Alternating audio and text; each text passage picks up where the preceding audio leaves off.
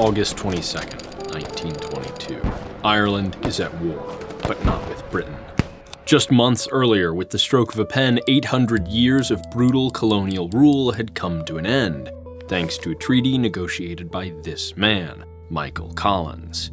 So why today is he in Cork, assessing the state of his military? Because now, Ireland is at war with itself, and men who months earlier were Collins' brothers in arms against the British now want him dead. To them, Collins is a traitor. They'd fought a war to win an Irish republic, but Collins, with his treaty, had snatched defeat from the jaws of victory by conceding that Ireland would merely be a dominion like Canada or New Zealand, functionally independent yet still sworn to the crown, which had terrorized the island. But Collins didn't see it that way. Even as he admitted the treaty was imperfect, he believed it was the effect of the thing that mattered, and the British were gone.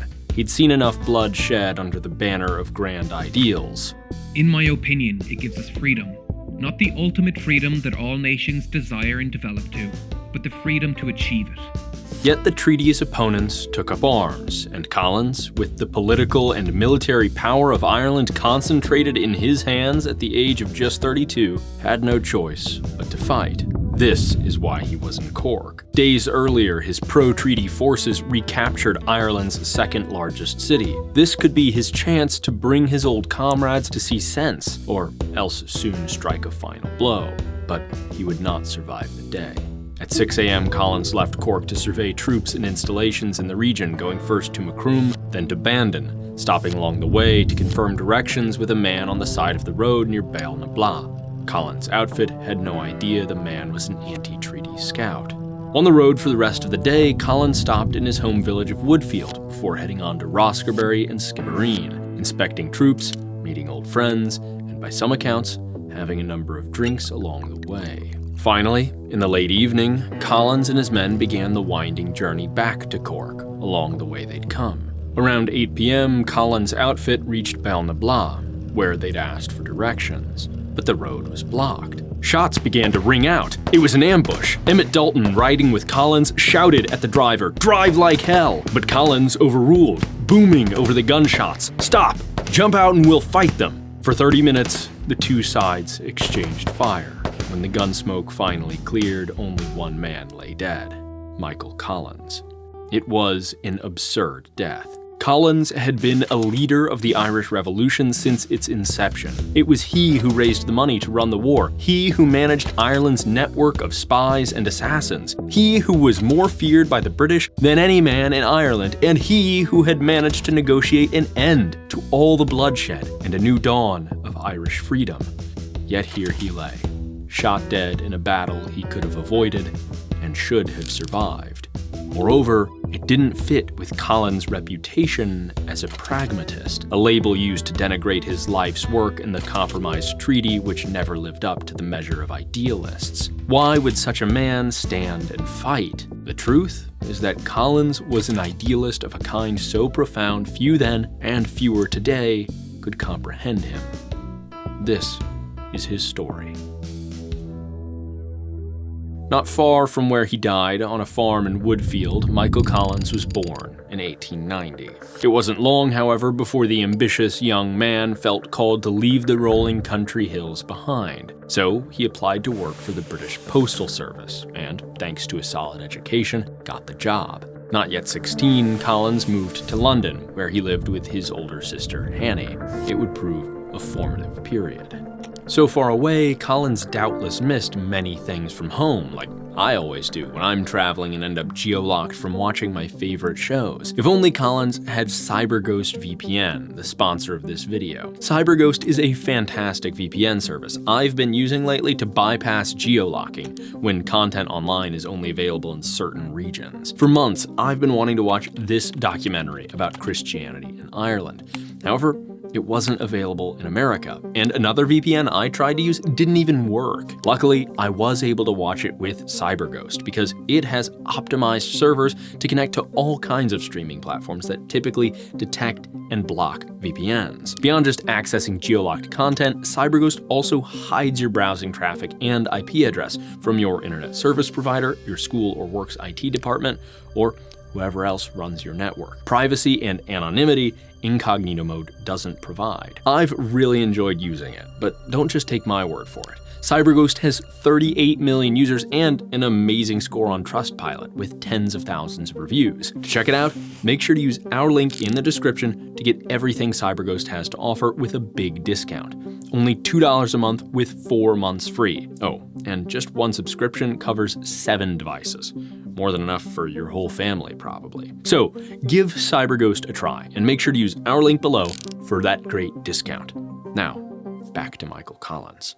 Consumed by his urge to achieve ever more, on top of long hours at the post office, Collins took night classes at King's College, composing for one course a telling essay on ambition.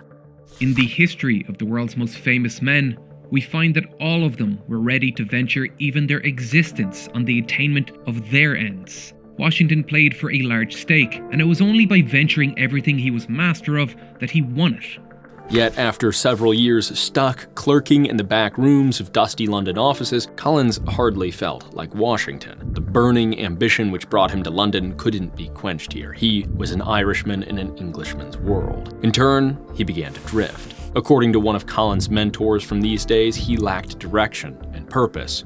He fell into spasmodic association with a hard-drinking, hard-living crowd from his own place, and their influence on him was not good. But soon Collins found the antidote to his isolation and marginalization: engagement with Irish culture and community. He began studying the Irish language seriously, earning a certificate of proficiency. Moreover, he took up hurling, a traditional Irish sport which, like the native language, had been illegal for centuries, and rose to secretary for his club.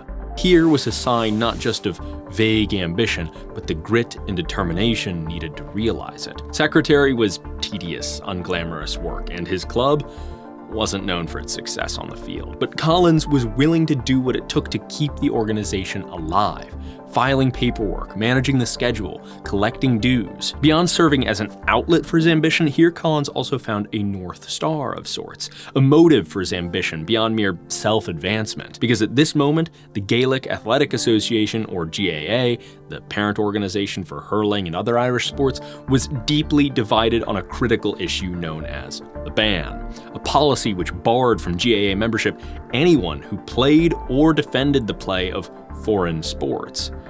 This was Irish cultural chauvinism, plain and simple, but it stemmed from an earnest desire to guard the gains made in the resuscitation of Irish culture from the brink of extinction. Though the ban had more than a few critics, Collins loved the policy. At a semi-annual club meeting, he took the floor to motion a condemnation of the GAA County Board for commuting the suspensions of men who'd violated the ban. Collins' motive was clear. He had a love for Irish culture and a wish to see it restored and flourishing once more. This focus on a national or cultural spirit was a little old-fashioned. It had been popular decades ago among so-called Irish romantics, but by the 1900s, Irish nationalism had taken on an increasingly political flavor, prioritizing particular ideas of republican political institutions, shunning any mention of spirit or soul. They would never understand Collins' idealism. But whatever his idiosyncrasies, Collins found kinship with the Irish Republican Brotherhood, or IRB, a secret society which sought independence for a Republican Ireland. There were a number of IRB men in the GAA, and in 1909, Collins was initiated. Though the group was then more ceremonial than militant, by 1913, things were heating up. In response to the formation of pro-English militias, nationalists founded the Irish Volunteers. Collins joined right away. The next year, war in Europe exploded.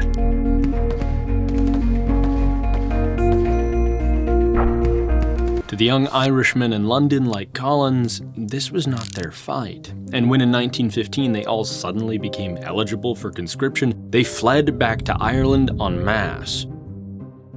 With this sudden influx of thousands of dedicated young men, the Dublin IRB and volunteers knew they had to seize the moment while Britain was distracted by war in Europe. Collins immediately threw himself into the planning. And on Easter Monday, April 24, 1916, the rising began. Joining more than 1,000 rebels, Collins marched in military uniform through the streets of Dublin as the men occupied key points around the city. In aid to the Volunteers' military chief, Collins was stationed at the Rising's headquarters, the General Post Office building.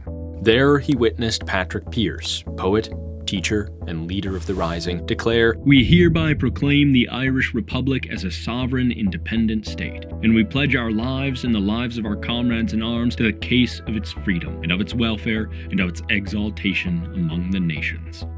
In closing, Pearse added, "In this supreme hour, the Irish nation must, by its valor, prove itself worthy of the august destiny to which it is called. No longer would Ireland suffer under the might of the crown. Now she would be a free and independent republic, or so the revolutionaries said." It was a grand symbolic statement befitting the Rising's grand symbolic action. But bold promises now met with the strength of the British Empire, who, despite being caught off guard, immediately marshaled thousands of trained soldiers to descend on Dublin. It wasn't hard to blast the rebels out when they advertised and held to static positions throughout the city. Though they held out for a full week, they had no choice but to surrender. Collins and the other revolutionaries were arrested and dispersed to prisons across Britain. Within weeks, imperial authorities ordered the executions of Pearse and the other Rising leaders by firing squad.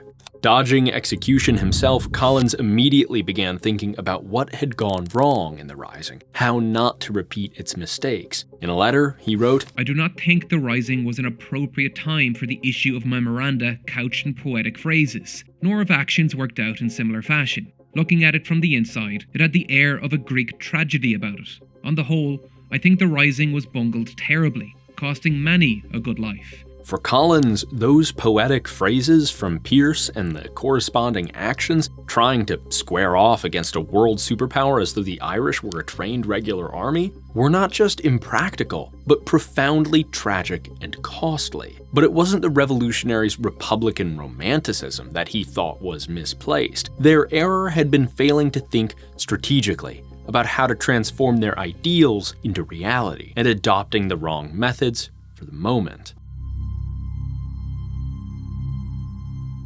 Upon release from prison at the end of 1916, Collins eschewed any flashy gestures of resistance, looking for work that could only be described as mundane, organizing funds for the dependents of the Rising's dead and imprisoned. Yet, this was no retreat from the North Star of Irish independence. As in his work for the Hurling Club, Collins was doing the boring but necessary work to keep the movement alive, as the funds he raised kept up the rebel spirits and financed inspiring public funerals for the fallen. At the same time, Collins now began to climb the ranks of Sinn Féin, an Irish Republican political party which stood in the British parliamentary elections of 1918, following the end of World War I. Across Ireland, Sinn Féin candidates like Collins, standing in his home county of Cork, swept the vote, winning 73 of 101 seats. But instead of going to London to take their seats in a parliament irreconcilably opposed to all they stood for, Collins and his colleagues stayed in Dublin. There, on January 21st, 1919, they convened the Dáil Éireann, a new parliament of, by, and for the Irish. That same day, they ratified Pearse's Rising Proclamation and declared the independence of Ireland. "We, the elected representatives of the ancient Irish people in national parliament assembled, do, in the name of the Irish nation, ratify the establishment of the Irish Republic, and pledge ourselves and our people to make this declaration effective by every means at our command." That last part, every means at our command, could only mean one thing: war against Britain. There was just one problem. They had no way of making such a war. They needed weapons, ammunition, above all, money. To get it, the Dáil issued a bond, raising money on the promise of repayment when they triumphed over the British. Just escaped from prison, the Dáil's president, Eamon de Valera, headed to America to raise funds, while the young finance minister, Michael Collins, was tasked with drumming up contributions throughout Ireland. Despite London's best efforts to obstruct the fundraising, Collins was in his element, doing the boring work that kept the machine alive, and by the summer of 1920 he'd amassed over £370,000, surpassing the target of $250,000 by nearly 50%. It was more than enough to fund not only armament, but also allowed the Dáil to begin working like a real government with a civil service and administration. They weren't just issuing grand proclamations. But Collins wasn't just a financial bureaucrat. He was the Irish Republican Army, or IRA's, director of intelligence too, recruiting and managing a network of spies inside the feared Royal Irish Constabulary and Dublin Metropolitan Police. Beyond mere espionage, Collins' so-called squad were feared as the most ruthless men in Ireland, known to seize pivotal men of the crown off sidewalks, trams, and out of their beds for summary executions. It was grimy work, without the appearance of valor for which Patrick Pearse had called in 1916, but unlike Pearse, Collins kept Irish soldiers alive and struck fear into whatever enemies he didn't kill. In turn, he had few compunctions about the brutality. For myself, my conscience is clear. There is no crime in detecting and destroying, in wartime, the spy and the informer. They have destroyed without trial. I've paid them back in their own coin. This, of course, made Collins a wanted man, and resulted in a series of clever escapes from authorities that made him a hero at home and a slippery villain in the British press, the romantic figure of the war. Yet Collins remained the diligent manager, shuttling around Dublin on his bicycle between a variety of hidden offices, evaluating extensive financial and intelligence reports with his fastidious eye for detail. All of this was characteristic of the new Irish way of war, which Collins was instrumental in developing. Though De Valera advocated for pitched battles with the British, Collins and the IRA were intent on avoiding the follies of 1916, and so they waged a guerrilla war, with part-time soldiers undertaking lightning attacks on police stations and military barracks, only to slip away into the wilderness or back to their day jobs. This strategy made life a fearsome hell for those agents of British power tasked with keeping the Irish people pacified, and in doing so forced the British government into an impossible dilemma. Either react with extreme force, cementing their reputation as a brutal occupier, or withdraw their men to safer territory, leaving swathes of the country under Irish control.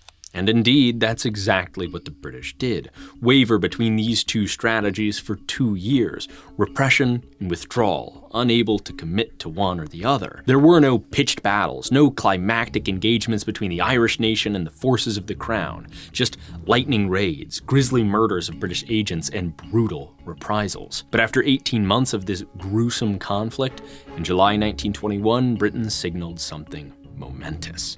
They wanted to negotiate.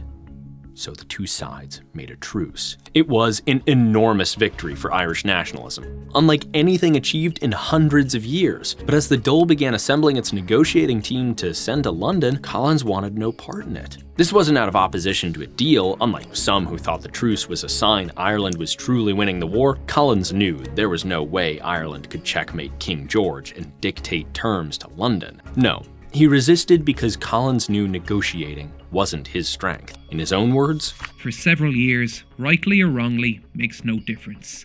The English pictured me a mysterious active menace, elusive, unknown, unaccountable. If and as long as the legend continued to exert its influence on English minds, the accruing advantage to our cause would continue. Bring me into the spotlight of a London conference, and quickly would be discovered the common clay of which I am made."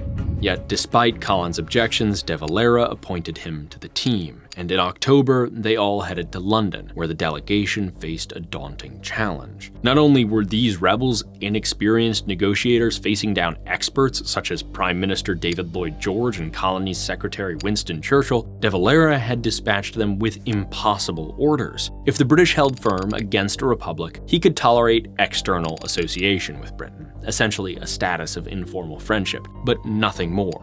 It quickly became clear, however, that London would never allow this either. Still, the team held to De Valera's increasingly unrealistic demand until by November it became clear talks would fall apart if they maintained their insistence, and that would mean a return to war.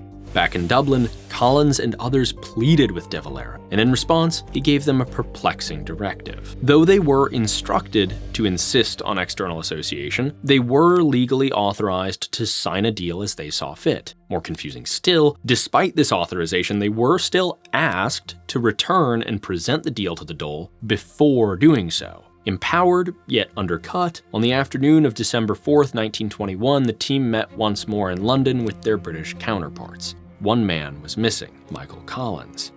He knew that despite some members' objections, they would follow De Valera's line and talks would collapse. He was right. But by staying away from this calamitous meeting, Collins got the negotiators a second chance. The next morning, he met with Lloyd George and convinced the Prime Minister to invite the team back for another meeting. That afternoon, until late in the night, the two sides met one last time. Here, they hammered out a number of sticking points. Importantly, external association remained a pipe dream.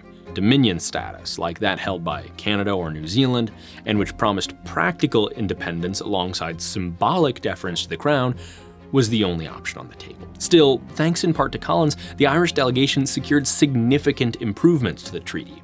Amendments to the Oath of Allegiance to the Crown, full fiscal autonomy, the possibility of a future Irish Navy, and improvement of language surrounding the Irish military. Following these concessions, Lloyd George promised the delegates immediate and terrible war if they refused to sign. They acquiesced and returned to Dublin with not another draft, but a treaty bearing their signatures. De Valera was incensed, and though ratification was up to the Dole, not to him, he was hardly alone. Many representatives were outraged at the Oath of Allegiance to the Crown which they would have to take to serve in the new government. It was a betrayal of the Dole's founding statement, which ratified the Irish Republic. So, for nearly a month straight, the Dole debated these terms. Countless speeches were made against and for it, including many by Collins, until finally on January 7, 1922, the Dole held a vote. Of the 61 votes necessary for ratification, the treaty received 64. Ireland would have freedom, even if it was imperfect. In response, the treaty's opponents, including De Valera, quit the Dole in protest. In his absence, chairmanship of the provisional government, the executive in charge of transition, fell to Collins. He worked strenuously to win back his longtime colleagues and comrades in arms, even drafting a constitution so Republican that Lloyd George rejected it out of hand and accused Collins of evading the terms of the treaty. But it would never be enough. In June, despite Collins' desire to preserve his nation, he was forced to fight a war against his own countrymen. A mere 2 months after its outbreak, on August 22, 1922, he left Cork to survey the state of his troops in the area. Collins, in a word, was methodical. A patient, diligent worker, willing to do the unglamorous tasks necessary to achieve the objective. Yet this Collins has been largely forgotten, because it doesn't sit with our expectations of what heroism looks like. Even as he lived, his reputation, gunslinger, spy master, escape artist, swelled to the point of mythology, both amongst his enemies and his allies, to say nothing of its enlargement in the centuries since his death. And in adhering to this mythos, we don't merely distort Collins' memory, we lose sight of that which makes him worth remembering. His dedication to national unity and progress, in principle, ahead of any particular short-term political objectives. As a young man, it was his nation's restoration, the rejuvenation of its soul to which he felt called, before any policies. Hardly starry-eyed, however, in the Revolution he rejected the poetic instincts of the Rising and De Valera, that the British must be fought head-on for reasons of dignity and valor, because Collins knew this would destroy his nation. And face-to-face with Lloyd George and Churchill, Collins secured Irish independence, even if it was imperfect, because he knew that obsessing over the political details risked undoing all their progress. This attitude is often called pragmatism, a sort of patronizing label which suggests its practitioners may win small victories but lack the serious commitment to high-minded goals which constitutes idealism. But the story of Michael Collins calls this dichotomy into question. He didn't just win small victories. He employed his pragmatism in the achievement of the very ideals his critics claimed to champion, yet declined the opportunity to realize. In this light, it seems perverse to regard as idealistic by comparison a man like De Valera, who was willing to subject the Irish public to continued war and deprivation over a detail that could and would be corrected peacefully over time. As Collins put it in 1922, "Fidelity to the real Ireland lies in uniting to build up a real Ireland in conformity to our ideal, and not in disruption and destruction as a sacrifice to the false gods of foreign-made political formulas. We must be true to facts if we would achieve anything in this life. We must be true to our ideal if we would achieve anything worthy. The Ireland to which we are true, to which we are devoted and faithful, is the ideal Ireland, which means there is always something more to strive for." Though he left behind unfinished work, Collins' treaty gave his nation the freedom to achieve freedom. And today, Ireland is indeed the republic of which not only his critics, but he too dreamed, even as it remains incomplete. Irish culture is still full of British influence, the Irish language still a small minority to English, the North still held by the British Crown. Yet in his example, there is one crucial lesson to be learned. Among those who desire change or progress in society, it can be fashionable to shame those who focus on incremental advancement and embrace methods that lack high-flying rhetoric or instant moral clarity, to denigrate so-called pragmatism. But in the end, there isn't pragmatism or idealism. As Collins shows us, pragmatism is idealism. It's an expression of durable faith in one's ideals, faith that the ideal is strong and can withstand slow progress and setbacks, and that in the end, if we seize whatever opportunities, however small, to advance it, we may bend the long arc of history toward its achievement. That may not be popular in this day and age, but I suspect if we allow this idealism to vanish, we'll miss it when it's gone. If you made it this far, first of all, thanks. But also, you may be keen to learn more about Ireland, Irish history, or the potentially mysterious death of Michael Collins. In that case, I've got 4 watch recommendations for you. For another look at Collins' death, check out the fascinating deep dive, Cold Case Collins.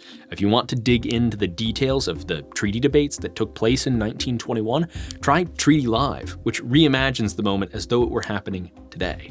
And finally, if you're eager to learn about the history of how Ireland was colonized way back when, Invasion the Normans is a super interesting peek into the 12th century, or watch that documentary I mentioned earlier in the video about Christianity in Ireland, the land of slaves and scholars. All these are available on RTE, which if you're not in Ireland, you'll need a VPN to watch, but luckily we've got a great discount on CyberGhost, who have sponsored this video and make it super easy to access all those shows and more. To get set up, just follow our link in the description to get that discount for only $2 a month with 4 months free.